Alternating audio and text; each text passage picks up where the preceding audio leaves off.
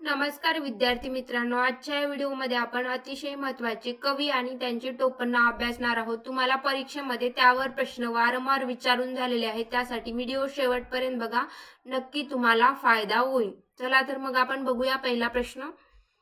विष्णू वामन शिरवाडकर यांना काय म्हणून ओळखलं जातं किंवा त्यांचं टोपणनाव काय आहे? तर कुसुमाग्रज आहे. बघा, कुसुमाग्रज यांचंच पूर्ण नाव काय आहे असं पण प्रश्न येऊ शकतो. त्यासाठी विष्णू वामन शिरवाडकर. दिनकर गंगाधर केळकर यांचं टोपणनाव काय आहे? तर अज्ञातवासी त्यांचं टोपणनाव आपल्याला सांगता येतं. प्रल्हाद केशव आत्रे यांनाच आपण केशव कुमार म्हणून ओळखलं जातं किंवा त्यांचं टोपणनाव आहे. पुढचा प्रश्न. नारायण हरी बेहरे यांना केशवसूत या टोपणनावाने ओळखतात. राम गणेश गडकरी यांचं टोपणनाव गोविंदाग्रज आहे. नारायण वामन टिळक यांचं जगनमित्र असं आपल्याला सांगता येतं. बघा, जगनमित्र म्हणून कोणास ओळखलं जातं? तर नारायण वामन टिळक यांना ओळखलं जातं. पुढचा प्रश्न. श्रीपाद नारायण मुजुमदार यांनाच नारायण सूत या टोपणनावाने ओळखतात. निवृत्तीनाथ रावजी पाटील यांना पी सावळकर या टोपणनावाने ओळखलं जातं. बघा, सावळाराम यांचंच खरं नाव किंवा पूर्ण नाव काय आहे? तर निवृत्तीनाथ रावजी पाटील असं आपल्याला सांगता येतं. त्र्यंबक बापूजी ठोंबरे यांना बालकवी या नावाने ओळखलं जातं किंवा कलापी सुद्धा म्हणून त्यांची ओळख आहे. बघा, बालकवी यांचं पूर्ण नाव किंवा बालकवी कोणाला म्हटलं जातं? तर त्र्यंबक बापूजी ठोंबरे. पुढचा प्रश्न.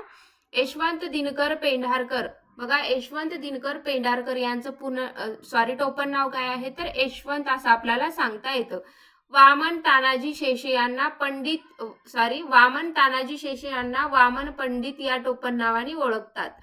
किशोर भानुदास कदम यांना आपण काय टोपणनावाने ओळखतो? तर सौमित्र.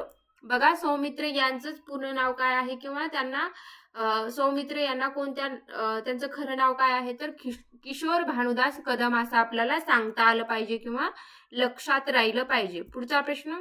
आत्माराम रावजी देशपांडे यांचं टोपणनाव अनिल असं आहे. त्यांना अनिल नावाने ओळखलं जातं. कोणाला? तर आत्माराम रावजी देशपांडे.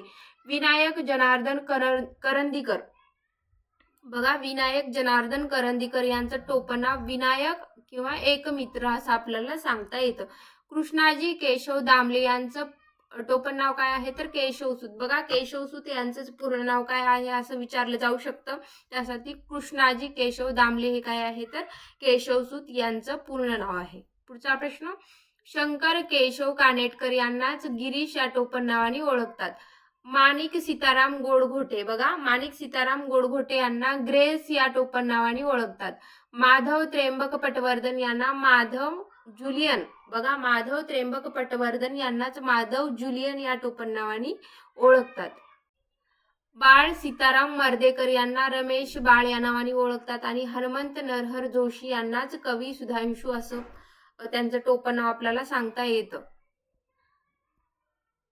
तर व्हिडिओमध्ये अतिशय महत्त्वाचे आपण कवी आणि त्यांचे टोपणनाव अभ्यासलेले आहेत. धन्यवाद.